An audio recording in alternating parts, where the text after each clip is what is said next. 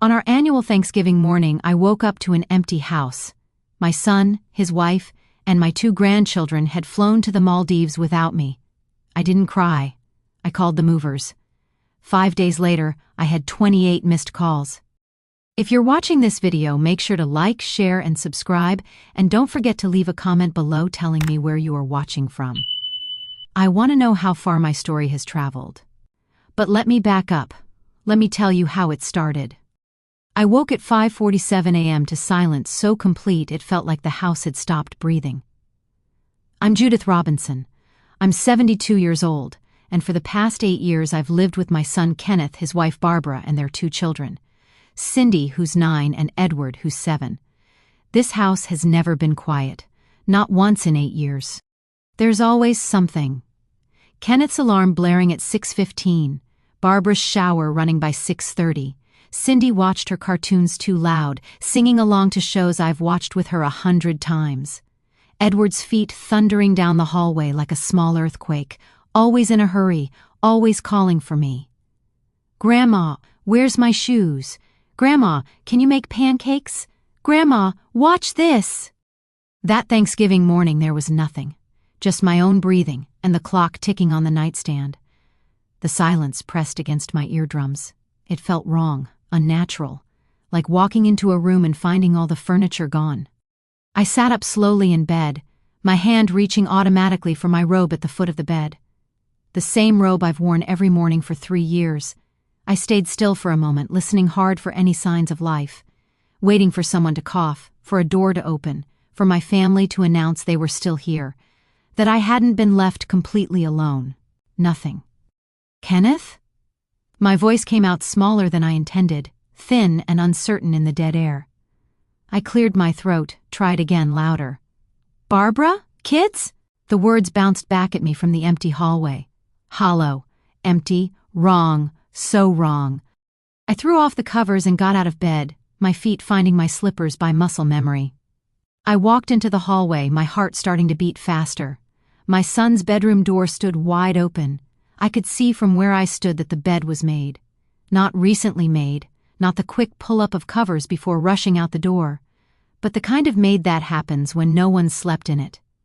The covers pulled tight and smooth, the decorative pillows Barbara insisted on buying arranged perfectly along the headboard. My chest tightened. Something was very wrong. Cindy? Edward? I called louder now, moving faster down the hallway. My voice had an edge of panic in it that I couldn't quite control. I checked the children's rooms next. My grandchildren's rooms. Cindy's door was open, her castle bed sitting there like a stage prop. That beautiful pink and purple castle bed with the turrets and the slide built into the side. Now it just looked empty. The sheets pulled tight. Her stuffed animals arranged too neatly on the pillows. Like a display in a furniture store. Like no one lived here at all. Edward's room was the same. His race car bed, bright red with working headlights that I'd saved up for and surprised him with on his 5th birthday. Too perfect, too staged. His action figures lined up on the shelf instead of scattered across the floor where he always left them. The panic that started in my chest began spreading through my whole body.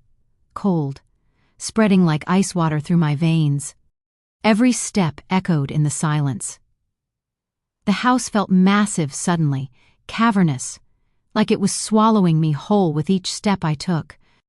When I reached the kitchen, I stopped in the doorway. Everything was in its place, too much in its place. The dish towel I'd folded yesterday still hung perfectly on the oven handle.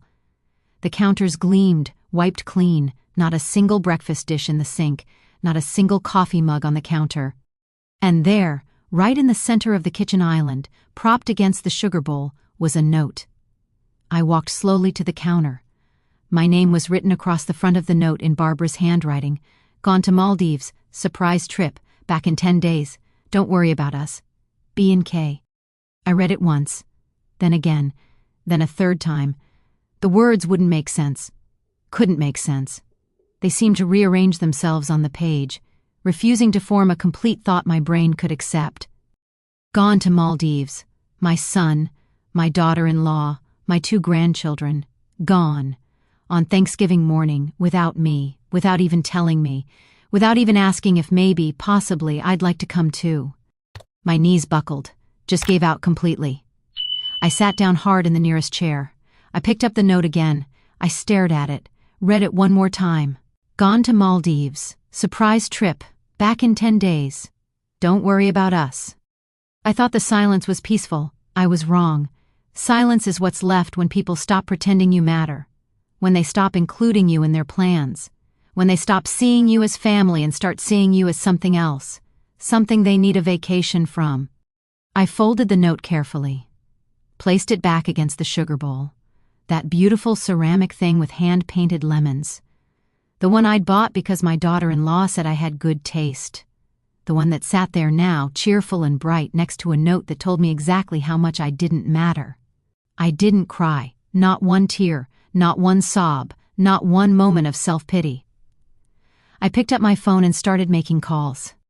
I sat at that kitchen table for 20 minutes before I could move again. The note was still in my hand.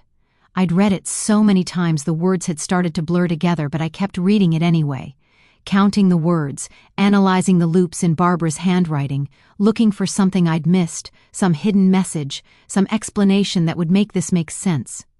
There wasn't one. 17 times.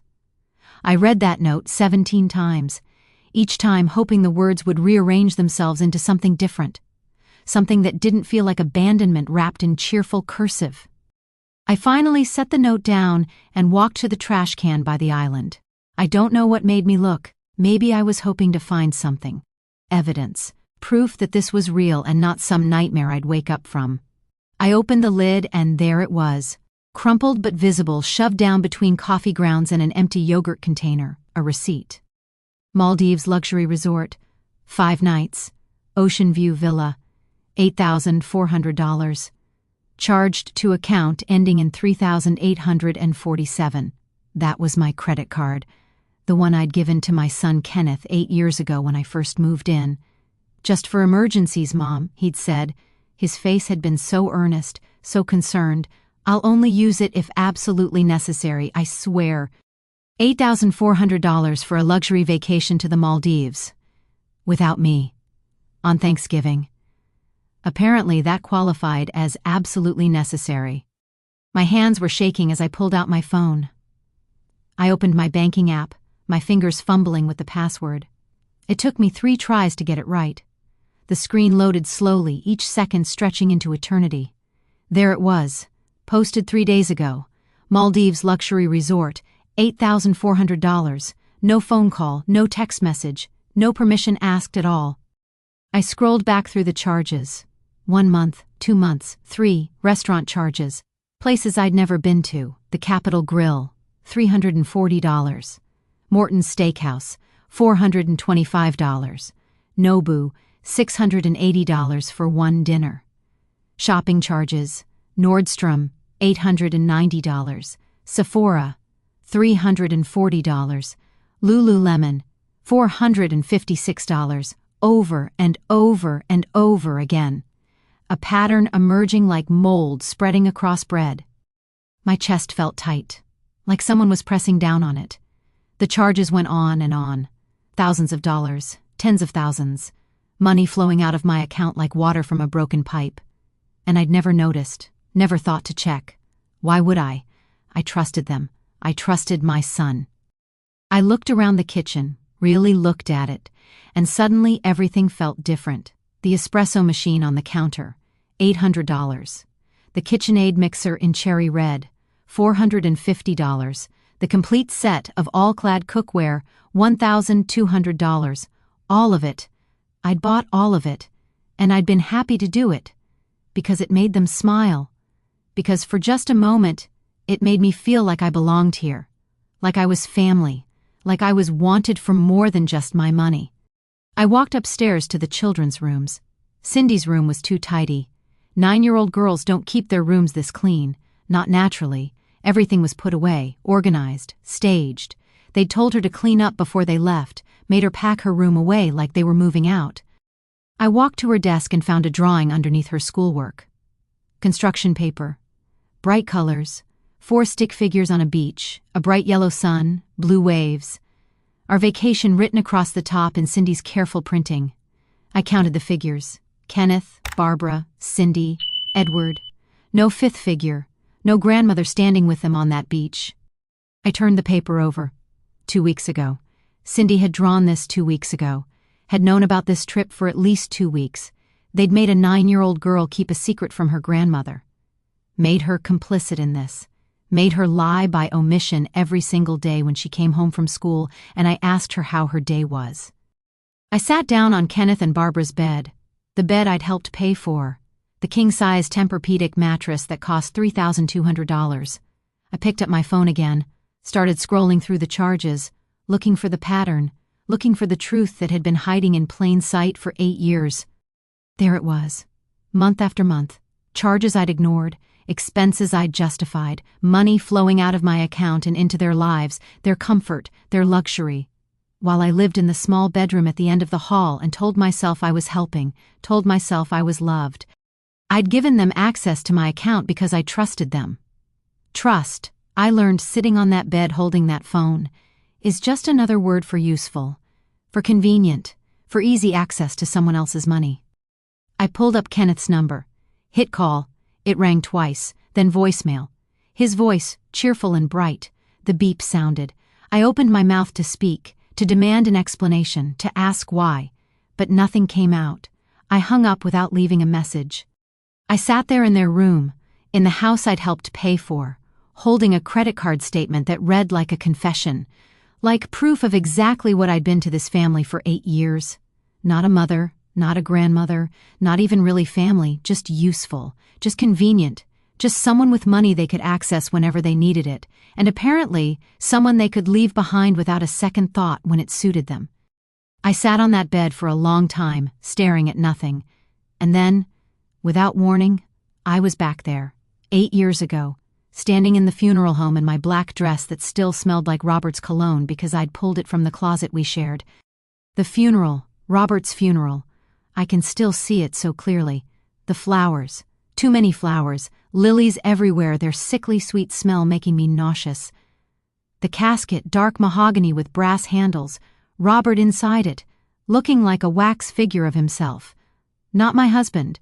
Not the man who'd kissed me goodbye every morning for 42 years. Just a shell. I'd been standing there alone, staring at that casket, when Kenneth came up behind me. I felt his hand on my shoulder. Warm, solid, real. "You shouldn't be alone, Mom," he'd said, his voice thick with emotion, with concern, with love, I thought. Not now, not after losing Dad. Barbara was there too, standing just behind him, nodding, her hand on his back. She stepped forward then, took my hands in hers, her grip warm and firm. "We have plenty of room, Judith," she'd said, and her smile, I remember her smile so clearly, warm, genuine, convincing. "Move in with us, help with the kids, we'll take care of you, your family, you shouldn't go through this alone." Family, she'd said family, and I'd believed her. 2 weeks later, I moved in, sold most of my furniture, packed up the house Robert and I had shared for 30 years, left behind everything that reminded me of him because it hurt too much to look at, and moved into their home, into the guest room with the ensuite bathroom and the little sitting area by the window. That first month was beautiful. We had family dinners every night, real dinners around the table. Kenneth would tell stories about his day at work, Barbara would laugh at his jokes, the kids would talk about school, and I would cook, make Robert's recipes, my mother's recipes, food that tasted like love and memory and belonging. We had game nights, Monopoly and Scrabble and Sorry. Cindy was only 1 year old then, still learning to walk. Edward wasn't even born yet, just a promise in Barbara's growing belly. I felt needed, cherished even. My grief was still there, sharp and constant, but it was softened by purpose, by these people who wanted me here. That first month I was happy. Or as happy as someone who just lost their husband of 42 years could be. But then things started to shift. So slowly I didn't even notice at first. So gradually it felt natural, normal, like it had always been this way. It started with small favors. "Mom, could you watch Cindy for a couple hours? Barbara and I really need a date night." Of course I could watch Cindy. "Mom, we're a little short this month. Could you cover the electric bill? Just this once. We'll pay you back." Of course. Of course I could help. That's what family does. The favors got bigger. The requests more frequent. The promises to pay me back stopped coming with the requests. Because it was understood now. I would say yes. I always said yes. And then came the house. Kenneth came to me on a Tuesday evening. I remember because it was raining and I'd made soup for dinner. He sat down across from me at the kitchen table, looked nervous, kept fidgeting with his napkin. "Mom, we found a house," he'd said. "It's perfect, 4 bedrooms, big backyard, great schools, but we need a down payment, 20%. The bank won't give us the mortgage without it." "It's $75,000, he'd said, his eyes meeting mine, pleading. "I know it's a lot, but it's just a loan. We'll pay you back. Once we're settled, once we refinance. I promise, Mom, I swear, we'll pay you back every penny." $75,000. My retirement bonds. The money Robert and I had saved for years, our safety net, our future. But Kenneth was my son, my only child, and he needed help, and he'd promised to pay me back. So I went to the bank, liquidated the bonds, took the penalty for early withdrawal, wrote them a check for $75,000. They bought the house, this house. And I moved with them, into a smaller room this time. The guest room had become Barbara's office. I'm starting a small business, working from home. I need the space. The ensuite bathroom had become a Jack and Jill bathroom for the kids. So I got the room at the end of the hall. Smaller, darker, no sitting area, no private bathroom. But that was fine. They needed the space more than I did. They had kids. It made sense. The role transformation happened so gradually I didn't see it happening. Or maybe I didn't want to see it from honored guest to unpaid nanny. From family member to household manager. From mother and grandmother to something else entirely. I was the one who woke up early with the kids, who made breakfast, who packed lunches, who did the school drop-off and pickup, who helped with homework, who cooked dinner, who did the laundry, who cleaned the bathrooms, who grocery shopped, who scheduled doctor's appointments. Kenneth and Barbara both worked. They both worked, and they needed help. And I was retired. I had time. I had energy. I should want to help. I should be grateful they let me stay. Let me be part of their lives. Let me be useful. Useful. That word again. My bedroom kept shrinking. Not physically, but metaphorically. First they needed my dresser for the hallway. Then they needed my bookshelf for Edward's room. My space compressed. My belongings dispersed throughout their house. My life contracting while theirs expanded. And then there were the meetings.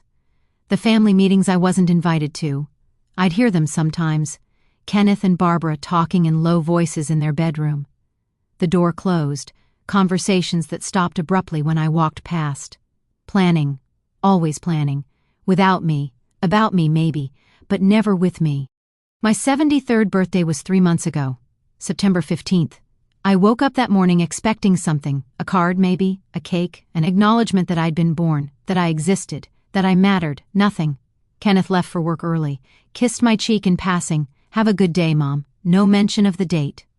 Barbara was rushed, getting the kids ready for school.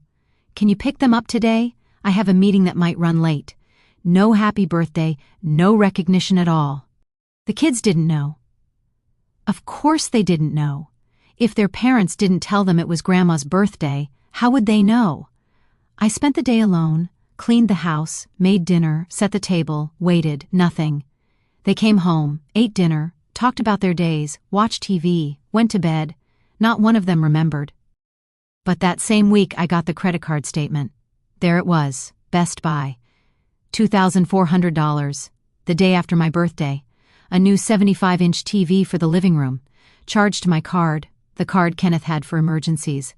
Apparently a bigger television was an emergency. My birthday was not. I'm standing in the garage now. Present day. Thanksgiving morning. The morning they left me behind. I'm counting, making a mental inventory. Everything I bought, everything I paid for, everything that's mine. The car. The Honda CR-5. $28,000. The washer and dryer. $2,200. The bikes. $1,800. The lawnmower, the Christmas decorations. All of it. I bought all of it. And then I see it. On the shelf above the tool bench. A metal filing box, my filing box. The one where I keep important papers, tax returns, insurance documents, receipts. I pull the box down, open it, start flipping through the folders, 8 years of receipts organized by year, by category, by item. I pull out the folder labeled House. And there it is. The canceled check, $75,000, made out to Kenneth and Barbara Robinson, and underneath it, a piece of notebook paper. Kenneth's handwriting.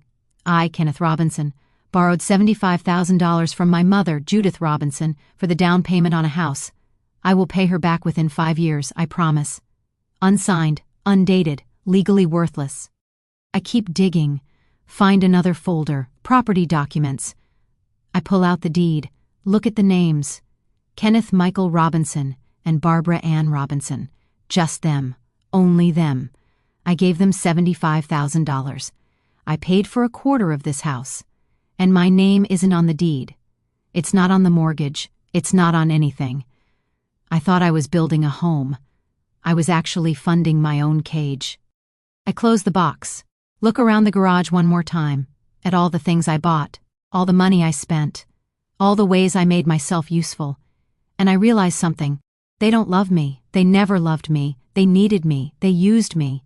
They kept me around because I was convenient, because I said yes, because I paid for things. But love? No. This isn't what love looks like. This is what exploitation looks like. And I'm done being exploited. Day 2 of being alone. Friday morning, the day after Thanksgiving, the day after I woke up to an empty house and a note that changed everything. I couldn't sleep. I'd been up since 4 in the morning, moving through the house like a ghost, cleaning things that were already clean, organizing things that were already organized, trying to make sense of something that made no sense through the only way I knew how, through order, through control, through making everything around me perfect even though everything inside me was breaking. I was on my hands and knees in the downstairs bathroom, scrubbing the grout between the tiles with a toothbrush.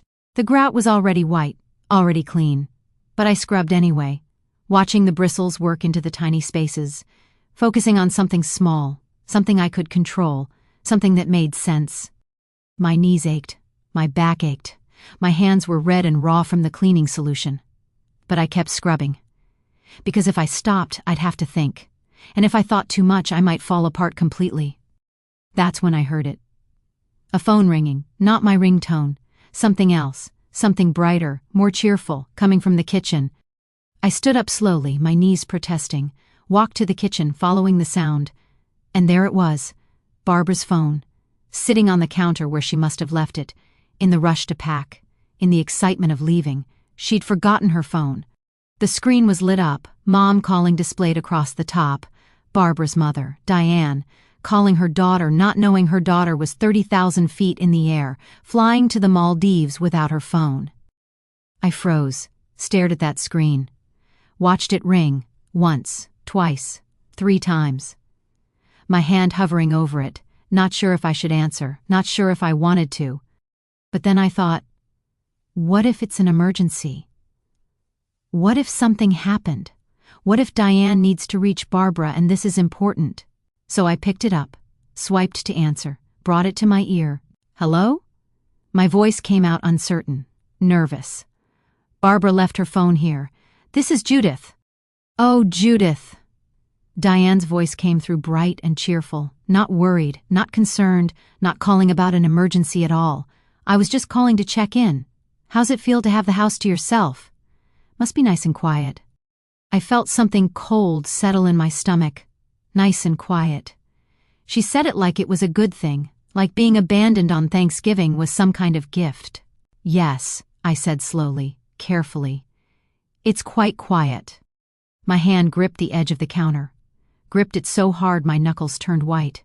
So hard I could feel the edge cutting into my palm. But my voice stayed steady, calm, polite. Because that's what I do. That's what I've always done. Stay polite even when everything inside me is screaming. Diane laughed. That easy, comfortable laugh of someone who has no idea they're twisting a knife. Barbara said you'd probably enjoy the break. You're always so busy with those kids, running around after them all day. They work you too hard, honey. You deserve some time to yourself." The break, she said, the break, like this was planned, like this was something Barbara had discussed with her mother, like abandoning me on Thanksgiving was some kind of favor they were doing for me. "They certainly do keep me busy," I said. The words tasted like ash in my mouth. "Oh, I know they do," Diane continued, completely oblivious to the edge in my voice. Or maybe she heard it and didn't care. "Barbara tells me all the time how much you help out, how you're always there for the kids. Always cooking and cleaning and running errands. She says she doesn't know what they'd do without you. What they'd do without me. Not how much they love me. Not how grateful they are. Not how lucky they feel to have me in their lives. What they'd do without me, like I'm a service, a convenience, a tool that makes their lives easier." I stood there holding Barbara's phone, listening to Barbara's mother talk about me like I was the hired help. Like I was someone who gets paid to watch children and clean houses and deserves a break from the family I thought was my own. "I'm sure they appreciate having some time as just the four of them too," Diane said, still cheerful, still laughing, like this was all some big joke we were in on together. "Family time, you know, sometimes you just need that nuclear family bonding. No offense to you, of course. Your family too. But you know what I mean. No offense to you, of course." The words hung in the air like poison. "Your family too, but not really. Not the real family, not the nuclear family, not the four people on the beach in Cindy's drawing, just the grandmother, the add-on, the one who gets left behind when the real family wants to bond." "Of course," I said. My voice sounded strange to my own ears. Hollow, empty, like it was coming from very far away. "I understand completely." And the terrible thing was, I did understand. I understood exactly what Diane was saying, what Barbara had told her, what they all really thought of me. "And how smart was it for them to use your miles?" Diane said. I could hear the smile in her voice, the admiration, the pride in her clever daughter. "Barbara told me they're flying first class, using all those credit card points you'd accumulated." She said, "Why let Grandma's rewards go to waste when she never travels anyway?" Smart girl, my daughter, always thinking.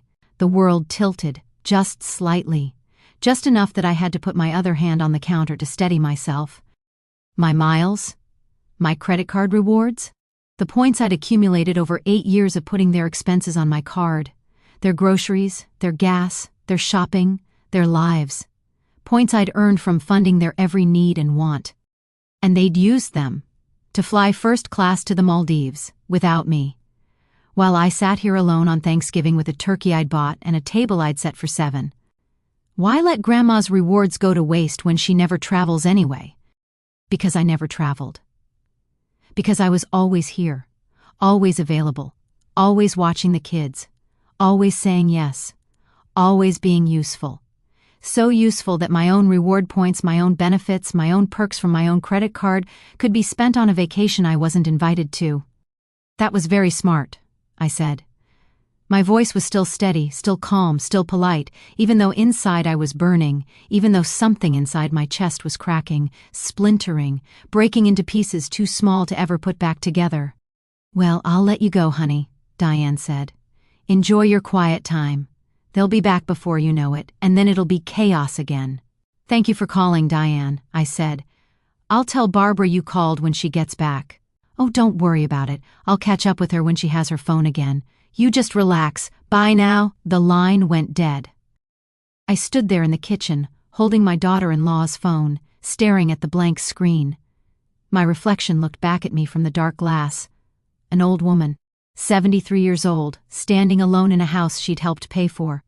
On the day after Thanksgiving, holding a phone that didn't belong to her, learning truths she was never meant to know. Barbara's mother didn't know this trip was a secret.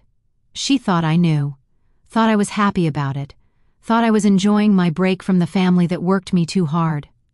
Which meant Barbara had talked about me, to her mother, to her friends probably, maybe to everyone.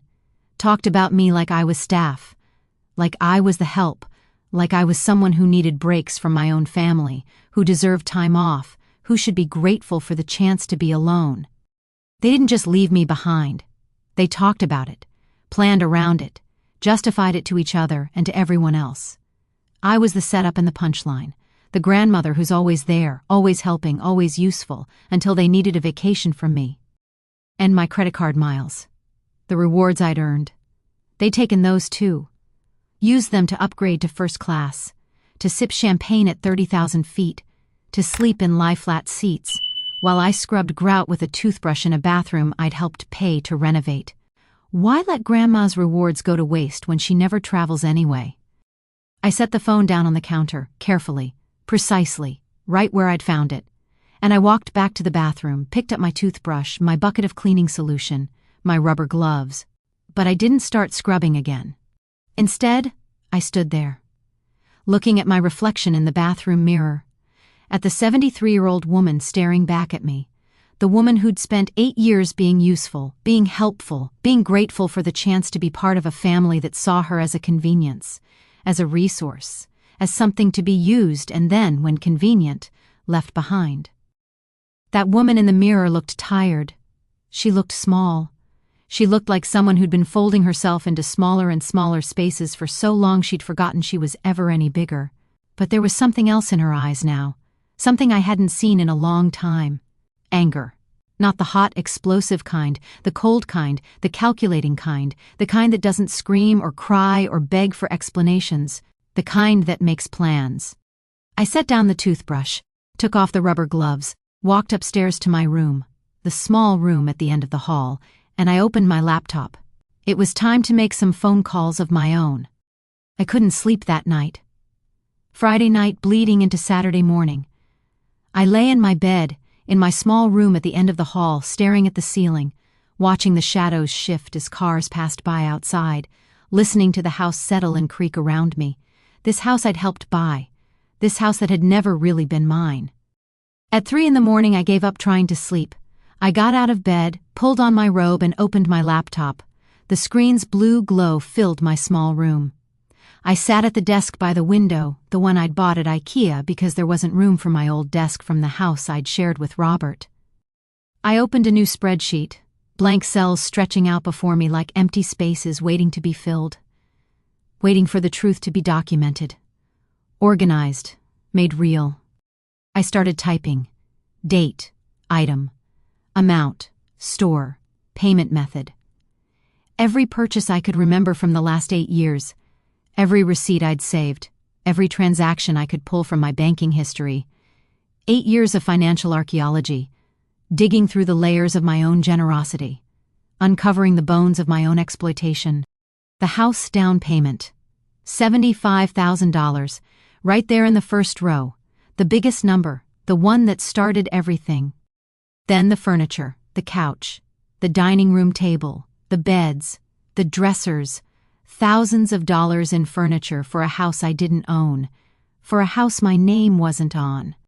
The appliances, the refrigerator when theirs broke, the washer and dryer, the dishwasher, the expensive coffee maker, the stand mixer, the food processor, everything that made their lives more comfortable, more convenient, more easy. The car, $28,000, registered in Kenneth's name, insured in Kenneth's name, but paid for with my money. I kept typing. Row after row, cell after cell, numbers accumulating, growing, spreading across the screen like a disease I'd been too blind to see. The kids' expenses. Dance lessons for Cindy. Soccer league for Edward. School supplies. Winter coats. Birthday parties. Christmas presents. Summer camp. Music lessons. Clothes they grew out of in 6 months. Toys they played with for a week and forgot about. The vacations. Disney World, 3 years ago. $5,000. I'd paid for everything, the hotel, the park tickets, the meals, the souvenirs. It's a family trip, Mom. Of course you should come. Of course you should help pay. It's for the kids. The home improvements, new bathroom fixtures, hardwood floors, the deck in the backyard, the fence, the landscaping, thousands and thousands of dollars to improve a house I would never own, to increase the value of their investment while my retirement savings disappeared. I created columns for everything, made categories, color-coded them, red for expenses over $1,000, yellow for recurring expenses, green for things they'd promised to pay back but never did. The spreadsheet bloomed with color, mostly red. By 4 in the morning, I had 8 years of data entered. I added a total at the bottom, watched the formula calculate, waited for the number to appear. $284,000. I stared at that number. Read it over and over again. $284,000. More than $250,000.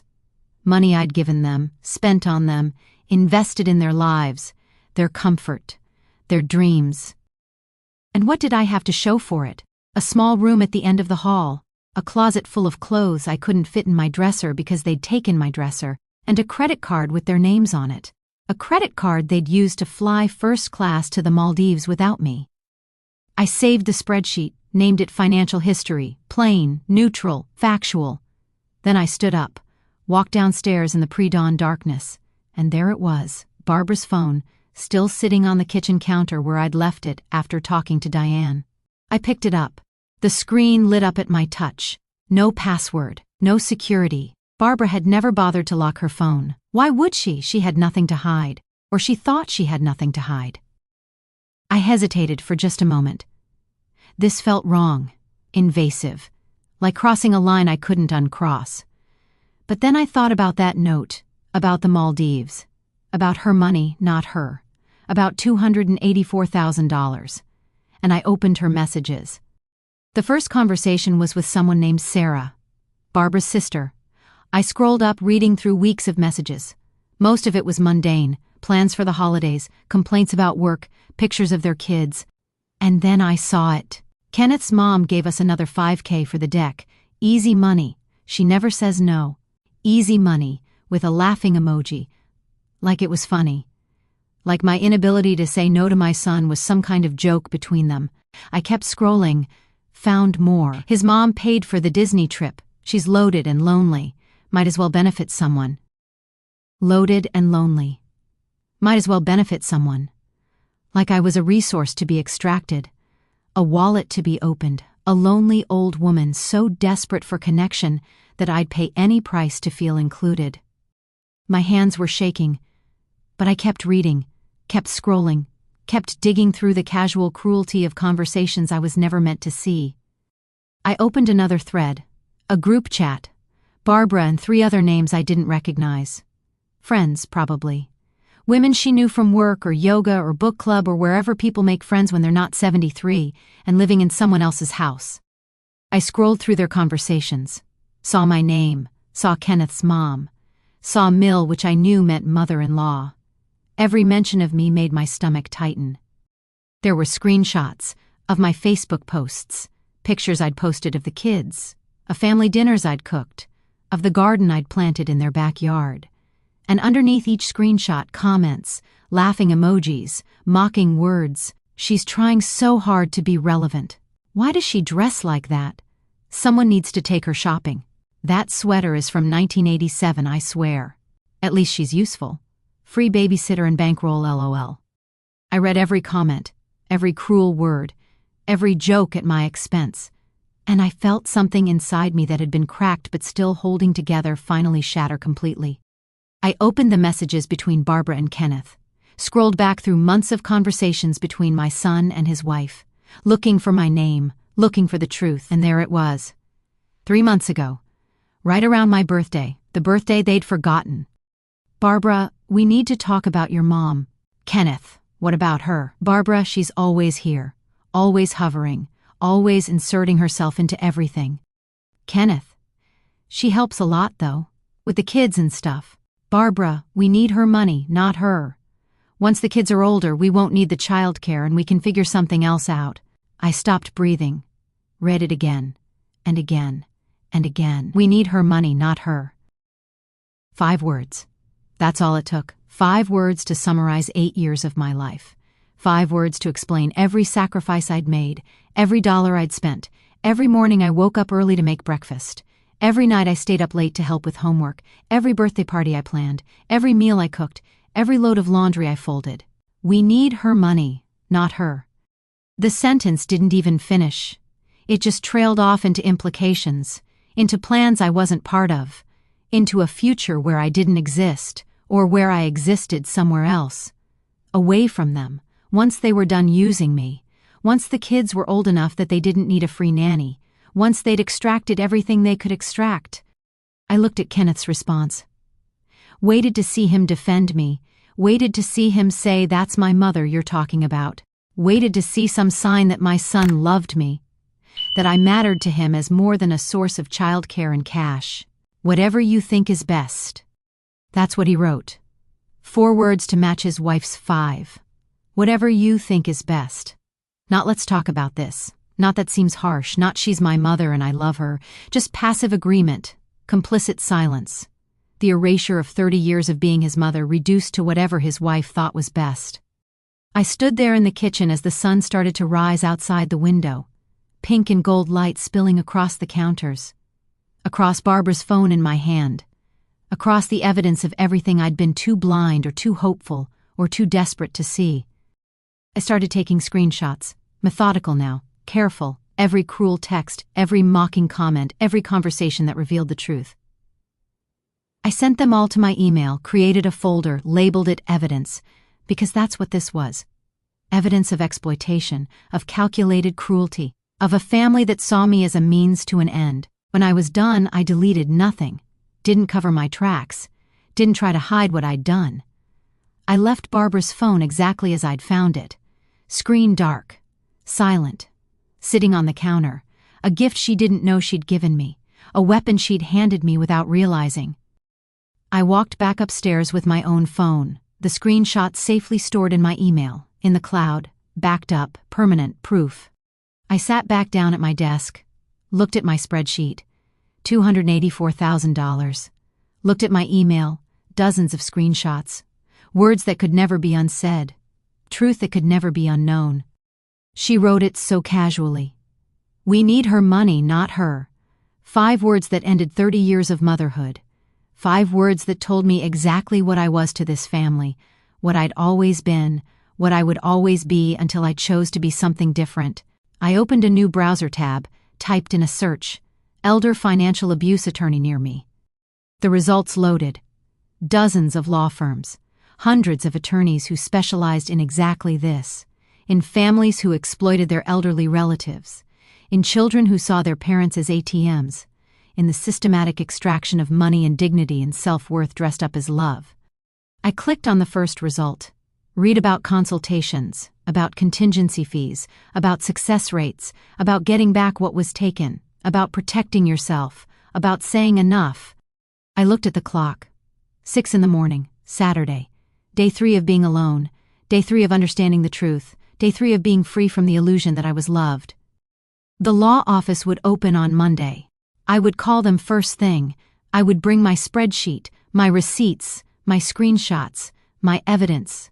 I would sit across from a lawyer and tell them my story, the story of how I became useful instead of loved, the story of how I funded my own irrelevance, the story of how I finally learned the difference.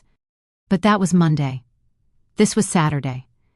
I had 2 more days alone in this house, 2 more days before they came home, 2 more days to plan, to prepare, to get ready for what came next. I closed my laptop, lay back down in my bed. The sun was fully up now. Saturday morning, the weekend stretching ahead of me, quiet, empty, mine. For the first time in 8 years, I smiled. Not a happy smile, not a joyful smile, but the smile of someone who finally understands, who finally sees clearly, who finally knows exactly what needs to be done. They needed my money, not me. Soon, they would have neither. Monday morning, 9 a.m. I sat in the waiting room of Chen and Associates, a law firm in a building downtown I'd driven past 100 times but never entered. The waiting room was elegant, leather chairs, glass tables with neat stacks of magazines, diplomas and certificates framed on the walls. Everything clean and professional and expensive looking. A box of tissues sat on the table next to me, positioned carefully, strategically, for clients who came here crying, who came here broken, who needed comfort along with legal advice. I didn't touch them. I wasn't here to cry. I was here to fix something, to reclaim something, to stop being a victim and start being something else. "Mrs. Robinson?" A woman appeared in the doorway, early 40s, sharp suit, hair pulled back, intelligent eyes that seemed to assess me in a single glance. "I'm Sarah Chen. Please, come in." I stood up, clutching my folder, my evidence, everything I'd compiled over the weekend. I followed her into her office, more leather chairs, a massive desk, floor-to-ceiling windows overlooking the city, law degrees from Stanford, certificates in elder law, family law, estate planning. "Please sit," Sarah said, gesturing to one of the chairs across from her desk. "Tell me what brings you here today." I sat down, placed my folder on my lap, took a breath, and I told her everything. I told her about Robert dying, about Kenneth asking me to move in, about Barbara's warm smile and promises of family, about the 8 years that followed, the gradual shift from guest to servant, from mother to ATM, from loved one to something useful. I told her about the house, the $75,000, the promise to pay me back that never materialized, the deed with only their names on it.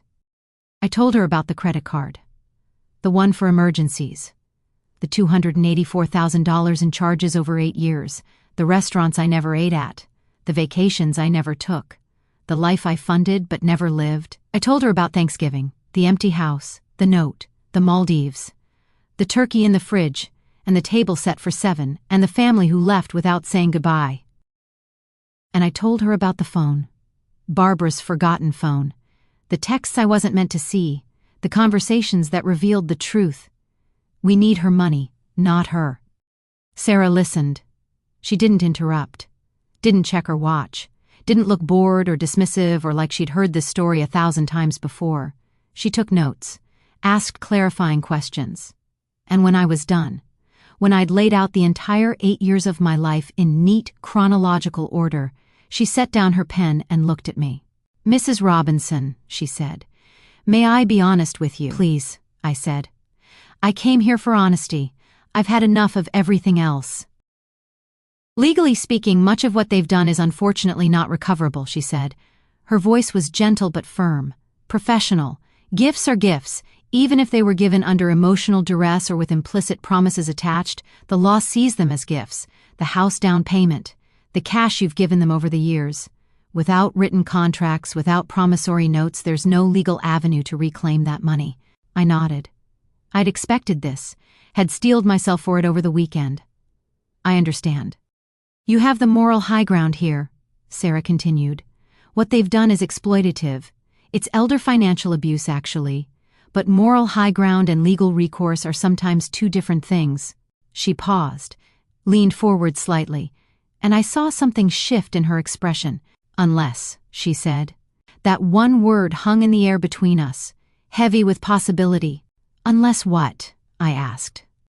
"Unless we're talking about property," Sarah said. "Physical items, appliances, furniture, vehicles, things you purchased that remain in their possession. Those items, Mrs. Robinson, are still legally your property, regardless of where they're located, regardless of who's using them. If you bought it and you have proof of purchase, it's yours." I opened my folder, pulled out my spreadsheet, the printed pages I'd prepared over the weekend. 8 years of receipts, credit card statements, purchase orders, everything documented, everything dated, everything proven. Sarah's eyes widened slightly as she looked through the papers. "This is incredibly detailed," she said. "You've documented everything." "I've always been meticulous about record keeping," I said. "My husband used to tease me about it. He'd say I kept receipts for everything. I never thought I'd need them like this." Sarah flipped through page after page.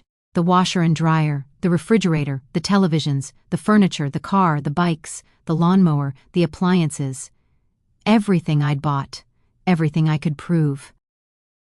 "This changes things," Sarah said. "This changes everything. With this level of documentation, you have the legal right to remove these items from the property. All of them. They're yours. You purchased them. You own them." "Even though they're in the house?" I asked. "Even though they're in the house," Sarah confirmed. "Property ownership doesn't change based on location. If you bought a couch and that couch is in their living room, it's still your couch. You have the legal right to take it back." I felt something loosen in my chest, something that had been tight for days, for years maybe. "The house down payment is lost," Sarah said, her voice sympathetic but practical. "Gift law protects them there. I'm sorry. But everything else? Everything on this list? That's yours. I barely flinched. I'd already mourned the $75,000. Had already accepted that loss. It hurt, but I'd expected it. What about the car? I asked.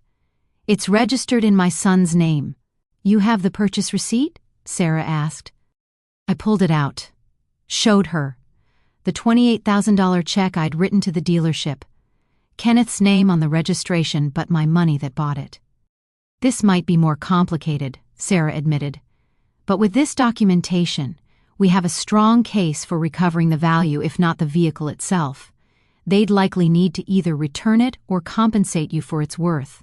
She pulled out a legal pad, started writing, making notes, making plans. Here's what I'm thinking, Sarah said.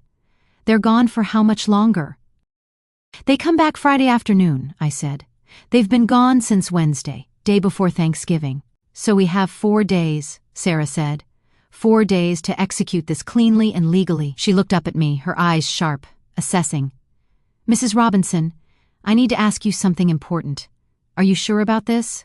This action, while completely legal, will fundamentally change your relationship with your family.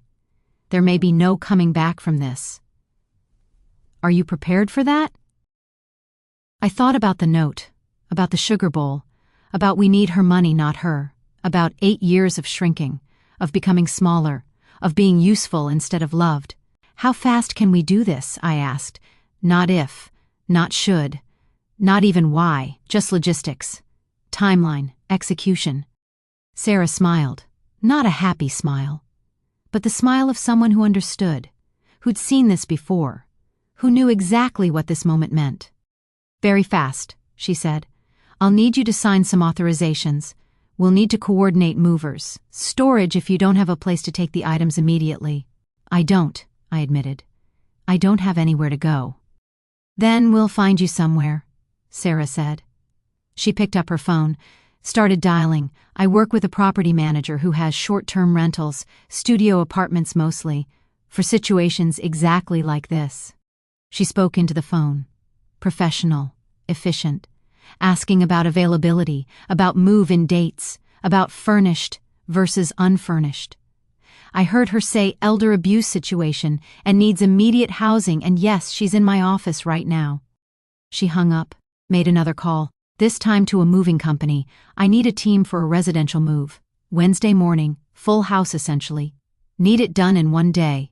Yes, I'll email you the details. Yes, this is a legal removal. Yes, I'll provide documentation. Another call. To a storage facility, climate-controlled unit, medium size, month-to-month contract. Can she sign today? I sat there watching her work, watching her make calls on my behalf, watching my escape take shape through phone calls and logistics and professional efficiency.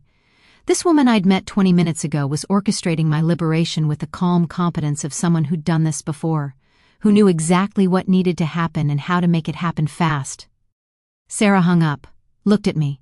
There's a studio apartment available immediately, downtown, small but clean, furnished, month-to-month lease. We can go look at it this afternoon if you'd like. Yes, I said, please. The movers can come Wednesday morning, she continued. They'll need a list of everything to be removed. They'll need access to the house. Do you have keys? I have keys, I said. It's my house too. At least until Wednesday. Sarah pulled out paperwork. Authorization forms, legal documents that said I had the right to remove my property, that this was legal, that I wasn't stealing, that I was simply taking back what was mine. I should tell you, Sarah said as she slid the papers across her desk. I specialize in elder financial abuse cases. This is what I do. And Mrs. Robinson, your case is textbook. I've seen this pattern dozens of times. Adult children who view their aging parents as resources, who justify exploitation as help, who take and take and take until there's nothing left. You're not alone in this, and you're not wrong for protecting yourself. Those words hit me harder than I expected. You're not alone in this. You're not wrong. Permission I didn't know I needed. Validation from someone who understood, who'd seen this before, who knew this was real and not just me being petty or vindictive or cruel. This will hurt them, I said. Not a question, just acknowledging the truth. When they come home to an empty house, when they realize what I've done, this will hurt them."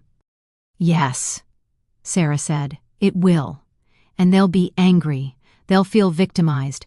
They may try to retaliate legally or socially. But Mrs. Robinson, what they've done has been hurting you for 8 years. You've just been too busy being useful to notice the pain." She pushed the papers closer, handed me a pen. "Some bridges deserve to burn," I said quietly. "Some bridges do," Sarah agreed. I picked up the pen, looked at the authorization forms, the lease agreement for the apartment, the contract with the movers, the storage facility paperwork, my signature line at the bottom of each page, waiting for me to make this real, to make this permanent, to choose myself for the first time in 8 years. My hand was steady as I signed, my signature clear and deliberate on each page. Authorization for movers. Yes. Lease for studio apartment. Yes. Storage unit contract. Yes. Legal representation. Yes, yes, yes. When I was done, Sarah collected the papers, organized them into a folder, my case. My escape route documented and filed and made official. "They come back Friday afternoon," Sarah said. "You should be completely moved out by Wednesday evening. I recommend you don't tell them. Don't call, don't text, just disappear the same way they disappeared on you. Let them come home to the same silence you woke up to." "What if they call the police?" I asked. "What if they report this as theft?" "Then the police will contact me," Sarah said calmly, "and I will show them these documents, these receipts, this evidence, and they will tell your family this is a civil matter, that no crime has been committed, that you took what was yours." She stood up, extended her hand. I stood too, shook her hand. Her grip was firm, confident, the handshake of someone who knew we would win. "Mrs. Robinson," she said, "you're doing the right thing. I know it doesn't feel like it yet. I know you probably feel guilty or mean or selfish. But you're not. You're protecting yourself. You're reclaiming your life. And you're teaching them a lesson they clearly need to learn." "What lesson is that?" I asked. "That love and money aren't the same thing," Sarah said. "And when you confuse the two, you end up with neither." I left her office with a folder of my own, copies of everything I'd signed, the address of my new apartment, the phone number for the movers, instructions for Wednesday, a plan, a timeline, a way out. I sat in my car in the parking garage for a long time, looking at the folder, at the proof that this was really happening, that I was really doing this, that in 4 days I would walk away from 8 years of being useful and start being something else. I started the car, drove to the address Sarah had given me, the studio apartment, small, clean, downtown, on the 3rd floor of an older building with good light and hardwood floors, empty except for basic furniture, waiting for me to fill it, waiting for me to start over. I signed the lease, got the keys, stood in the middle of my new empty apartment and felt something I hadn't felt in years. Wednesday morning, day 8 of their trip. The movers arrived at exactly 7 a.m., just as the sun was starting to paint the sky pink and gold.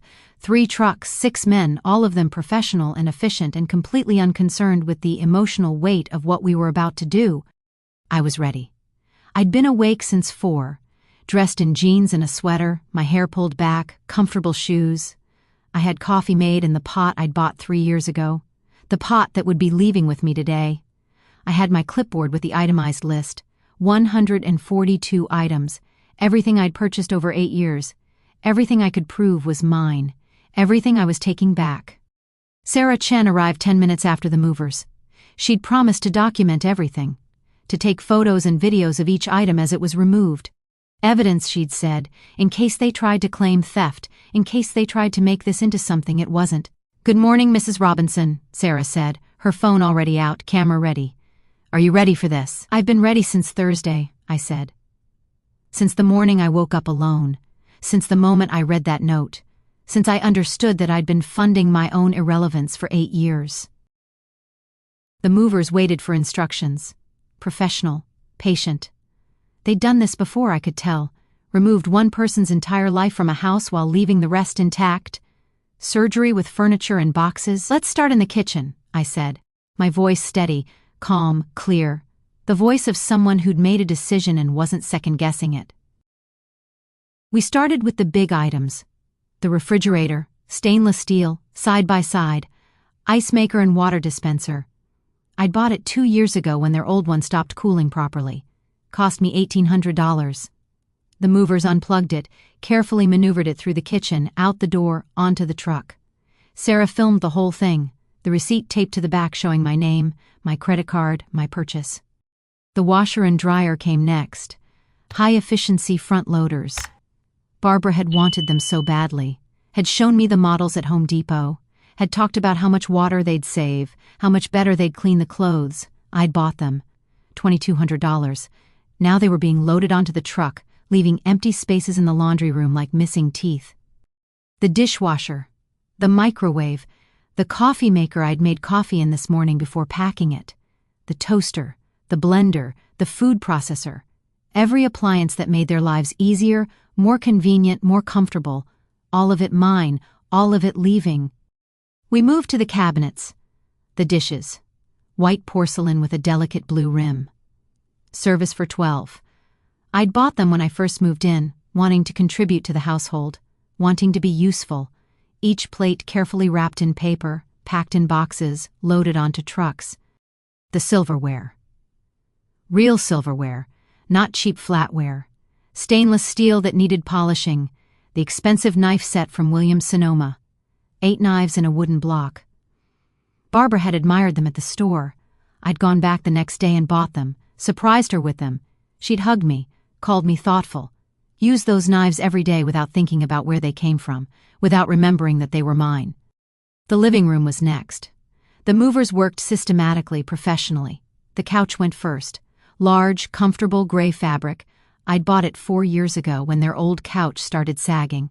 Cost me $2,000. It had been the center of family movie nights, of Sunday afternoon naps, of a life I thought I was part of but was really just funding. The chairs, the end tables, the lamps, all of it purchased by me, all of it documented, all of it leaving. The living room transformed before my eyes from a furnished space to an empty room with carpet indentations showing where furniture used to be.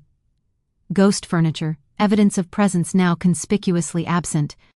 I'd even sewn the curtains myself, bought the fabric, measured the windows, spent hours at my sewing machine making them perfect. They came down from the rods, folded carefully, packed, gone, leaving bare windows that stared out at the street like empty eyes. The dining room. Table and 6 chairs.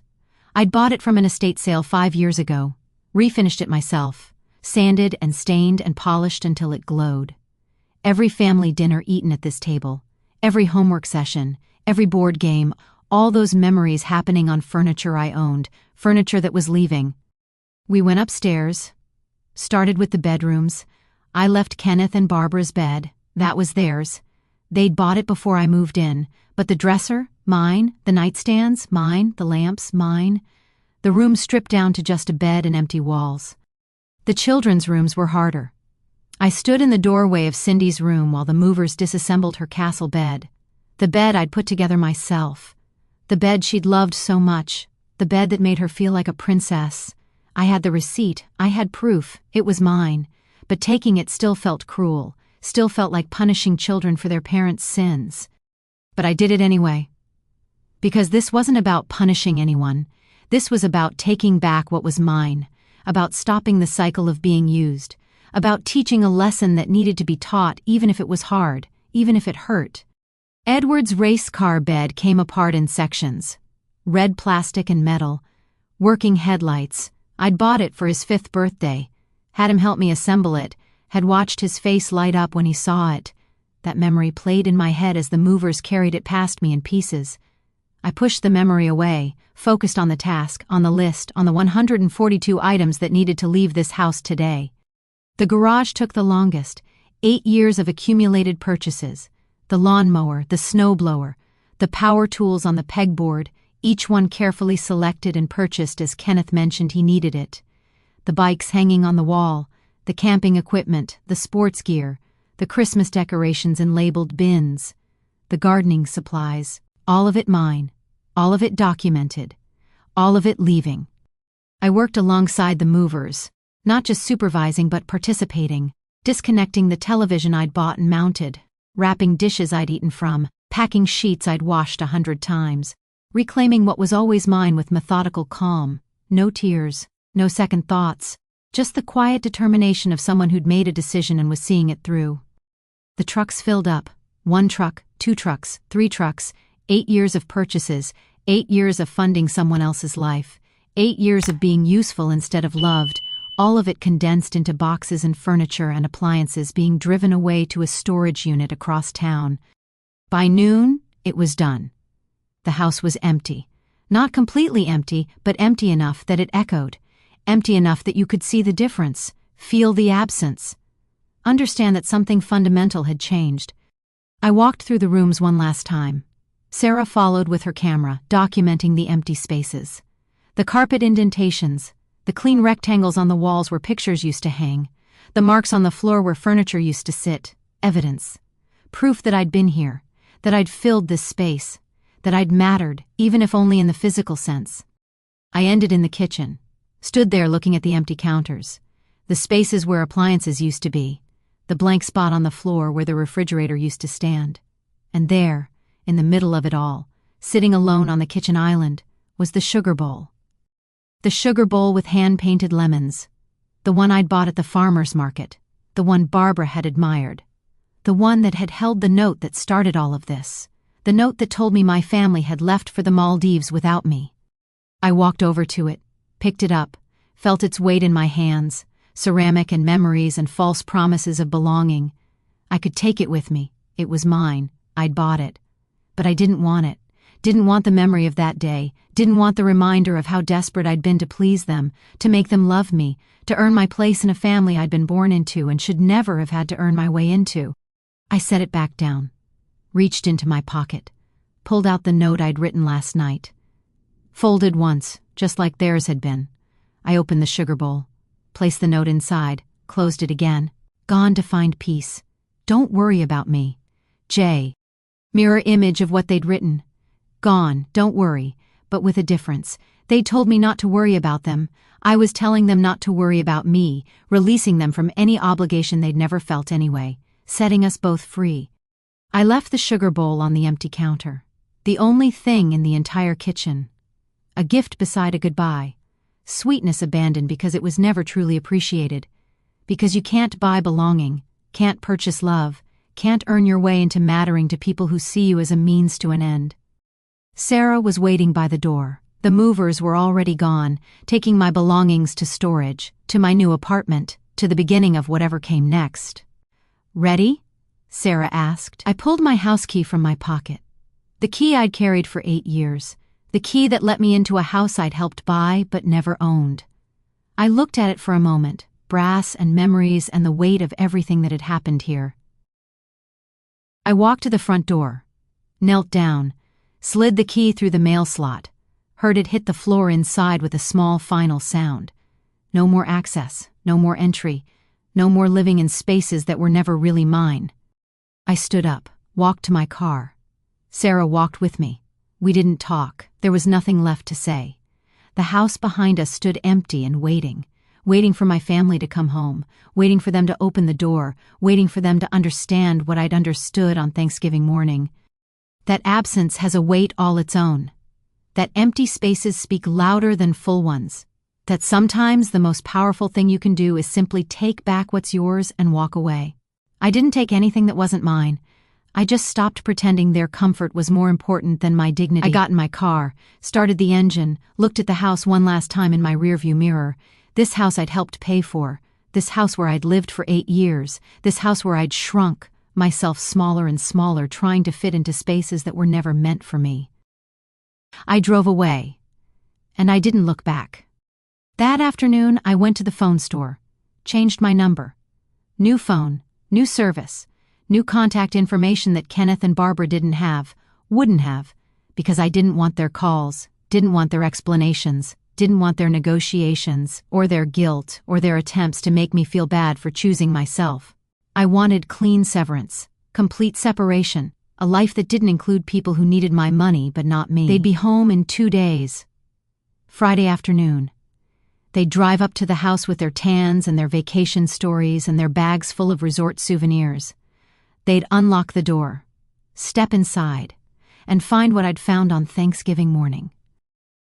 Silence, emptiness, absence, and a note that explained nothing and everything at once.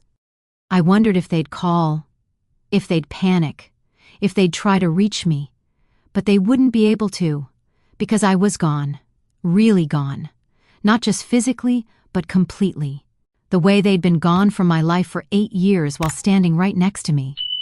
Now the absence was mutual. Now they'd understand what it felt like to be left behind, to be considered but not included, to be useful until you're not. Now they'd learn what I'd learned. That some people only love you for what you can give them. And when you stop giving, the love disappears too, because it was never love at all. It was just need, just convenience, just exploitation dressed up in family language and holiday dinners and pictures where everyone smiles. I drove to my new apartment, parked on the street, carried my one suitcase upstairs, unlocked the door to my studio, small, clean, empty, mine. I set down my suitcase, looked around at my new space, my new beginning, my new life that didn't include being useful to people who didn't value me. And for the first time in 8 years, I felt something I'd almost forgotten. Peace. It was a Friday afternoon, golden hour. The sun set over the neighborhood, casting everything in warm orange and pink light. Kenneth's car pulled into the driveway at 5:47 p.m., exactly 10 days after they'd left. It was the precise time the note had promised they'd return. The timing felt almost poetic. They were sunburned, their tans deep from days spent at a resort. Kenneth's nose was red and peeling. Barbara, her shoulders pink beneath her sundress, was already on her phone, likely catching up on messages. The kids tumbled out of the car, voices high and overlapping, competing to tell the best vacation stories. And then the dolphin jumped so high, Dad, Edward said, stretching his hands above his head. Cindy chimed in, I fed stingrays. They felt like slimy mushrooms. It was gross but cool. Kenneth smiled, relaxed, his stress momentarily gone. Barbara seemed content, her satisfaction clear, as if she'd gotten everything she wanted from the vacation. Kenneth grabbed their luggage, the navy blue hard-shell set his mother had bought them for Christmas. He called out, Mom? We're home! As he unlocked the front door, he anticipated the usual welcome, his mother in the kitchen, dinner cooking, the smell of pot roast or chicken in the air, maybe even cookies for the kids. But when he opened the door, the silence hit him first, the kind of silence that only an empty house can have. It wasn't peaceful, it was hollow, the absence of life. The house was empty. There were no couches, no lamps, no pictures on the walls, just clean rectangles where things used to be. What the? Kenneth's voice trailed off, his suitcase falling from his hand with a thud. Barbara entered behind him, froze, and her phone slipped from her fingers. She screamed, The TV is gone, the couch is gone, Kenneth, everything is gone. The kids stood in the doorway, confused. Kenneth moved through the house like he was in a trance. The living room was empty, the dining room was empty, the kitchen, completely stripped, only the bare counters remained, with unplugged outlets and spaces where things used to be. Then, sitting alone in the middle of the kitchen island was the sugar bowl, the one with the hand-painted lemons. Barbara opened it and pulled out the note inside. Her hands were trembling as she read it aloud. Kenneth's face drained of color as he read over her shoulder. Gone to find peace. Don't worry about me. Jay. The note was dated Thanksgiving morning, the same day they'd left. The same day they had left her alone with only a note that said, Don't worry about us. His mother had planned this from the beginning. She'd waited until they were gone, until they were relaxed and carefree. And then, she had taken everything. Mom stole from us! Barbara screamed, her voice shaking with rage and panic. She stole everything. The furniture, the appliances. She ran to the garage. The car is gone!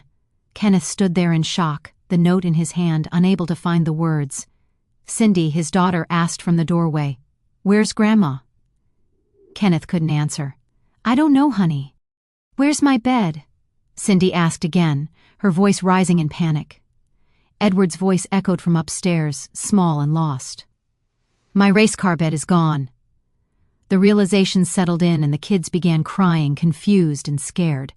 Barbara dialed the police, but Kenneth stopped her. Barbara, he said softly, stop. Stop? She stole everything we own. Barbara turned to him, her fury giving way to fear. "She didn't steal it," Kenneth corrected. "She bought all of it. She has receipts. This isn't theft. This is recovery." Barbara paused, understanding starting to replace her anger. She reached for her phone, desperate to call his mother. But when Kenneth dialed her number, the message came back. The number was no longer in service. She had disappeared. Kenneth sat on the floor, still holding the note. The symmetry of it all struck him. His mother's note mirrored theirs. "Gone to find peace. Don't worry about me." They had needed her money, not her. Now they had neither. The house was empty. The kids were crying, asking what had happened, but Kenneth and Barbara were left with no answers. They had taken everything from her. Now she had taken everything back. The truth hit them hard in the silence of the empty rooms. Chapter 9: Their Desperate Calls. The first 48 hours were pure chaos. Kenneth made 127 attempts to call his mother. Each time he heard the same automated message: the number had been disconnected. Barbara also tried calling, leaving voicemails and sending texts, but nothing went through. The realization set in: Judith wasn't just gone, she was unreachable. By Saturday morning, Barbara was frantic. She'd hardly slept, and neither had the kids. They spent the night on the floor, wrapped in beach towels, crying and asking for Grandma for their beds, questions no one could answer. Barbara remembered a business card she'd found under the sugar bowl. It was for Sarah Chen, an attorney specializing in elder law and estate planning. Barbara called, her voice shaking, but Sarah's was calm and professional. "Mrs. Robinson," Sarah said, "my client has exercised her legal rights to her property. Everything removed from your home was purchased by Mrs. Judith Robinson. She has receipts. There was no theft." Barbara's desperation crept in. "We need to talk to her, please." But Sarah's reply was firm. "My client does not wish to have contact with you. If you continue trying, we'll pursue a restraining order." The line went dead, and Barbara stood there, understanding that Judith didn't want to hear their explanations. She wanted distance, silence, just like they had given her on Thanksgiving morning. Kenneth tried a different approach, calling his mother's friends, but the responses were cold and protective. When he called Margaret, a woman who'd known Judith for 40 years, she said, "Judith is fine, she's safe. That's all you need to know." When Kenneth pressed, Margaret's tone shifted. "Explain why you left her alone on Thanksgiving? Why you used her for 8 years. You should be ashamed." Kenneth could barely speak, his shame overwhelming. He tried calling others, like Linda from the book club, but it was the same. Protective walls from those who had watched. Judith fade into a role of usefulness, only to be abandoned. Week 1 passed with small humiliations. Barbara tried to buy basic supplies, but the card was declined. Kenneth tried to get gas, but the pump shut off. His mother had removed them as authorized users. The joint checking account they'd used for 8 years was closed. All the money was gone, transferred to an account in Judith's name. Barbara wanted to call the police, but Officer Martinez confirmed it was a civil matter. Judith had taken her own property. There was nothing criminal about it. With no documentation, no receipts to prove ownership, they were left with nothing. Barbara's parents brought blow-up mattresses and basic supplies, but their judgment was palpable. Diane, Barbara's mother, quietly said, "I told you not to take advantage of her." When Barbara asked if she knew, Diane replied, "Everyone knew. Everyone except you." Kenneth returned to work, trying to act normal, but coworkers noticed his stress. He couldn't explain the truth, how his 73-year-old mother had removed everything she'd ever given him, that he had been living off her generosity for 8 years and hadn't noticed. The kids asked the hardest questions. "When is Grandma coming back?" they would ask, crying. Kenneth couldn't answer. So he lied, telling them she didn't do anything wrong, but the lie tasted bitter. 3 weeks later, Kenneth received a letter from Judith's attorney. The letter simply read, "You needed my money, not me. Now you have neither. Live with that." The symmetry of it all struck him. His mother's words mirrored theirs. They had needed her money, but not her. Now they had nothing. The calls stopped, the desperation faded into resignation, and they were left in an empty house, learning the true cost of their actions. The lesson had cost them everything, and the price was exactly what they deserved. Thanksgiving morning, 1 year later. I woke up in my studio apartment at 6:15 a.m. Not because I had to, not because someone needed me, but because I wanted to, because the sunlight was coming through the windows I'd chosen, because the coffee waiting in the kitchen was in the mug I'd bought for myself, because this day, this morning, this life was mine. No panic, no dread, no wondering if I'd done enough, bought enough, given enough to earn my place at someone else's table. Just peace, simple, hard-won, precious peace. I set the table for 4, not 7, 4, myself and 3 people who'd chosen to spend today with me. Not because they needed something, not because I was useful, but because they wanted to be here, because friendship, real friendship, is built on choice, not obligation. My phone buzzed, one message, from a number I didn't recognize. I opened it, and my heart cracked just a little, just enough to remind me it was still capable of feeling. I miss you, Grandma. Mom says I can't call. I love you, Cindy. 10 years old now, my granddaughter. Texting from a friend's phone, breaking her mother's rules to tell me she remembered, that I still mattered, that a year of absence hadn't erased me from her heart. I replied carefully, choosing each word with the wisdom of someone who'd learned the hard way about boundaries and love and waiting. I love you too, sweetheart. When you're 18th, find me. I'll be here. Save this number. The doorbell rang. Margaret arrived first, 82 years old and carrying a homemade apple pie that smelled like cinnamon and friendship. Thomas from down the hall came next, 68 and widowed, bringing wine and stories about his grandchildren who actually visited him, and Sarah Chen, my attorney who'd become something more than that, a friend, a witness to my transformation, someone who'd taught me that courage sometimes looks like signing papers and walking away. We sat around my small table, 4 people who'd chosen each other. The conversation flowed easily, naturally, no tension, no walking on eggshells, no monitoring every word for hidden landmines, just people talking, laughing, being present without agenda. Before we ate, I raised my glass. Crystal. Expensive crystal I'd bought for myself. Not for someone else's table. For mine. To freedom earned and peace chosen, I said. The glasses clinked. My hand was steady. During dinner, Sarah mentioned it casually. The way you mention weather or traffic. I heard through the legal grapevine. Kenneth and Barbara divorced 6 months ago. House went into foreclosure. She's living with her parents now. I waited for the feeling, the vindication, the satisfaction, the I told you so that should have felt good. But it didn't come. Instead, I felt something else, distant sadness, like hearing about strangers' misfortune, people I used to know, people who used to be my family.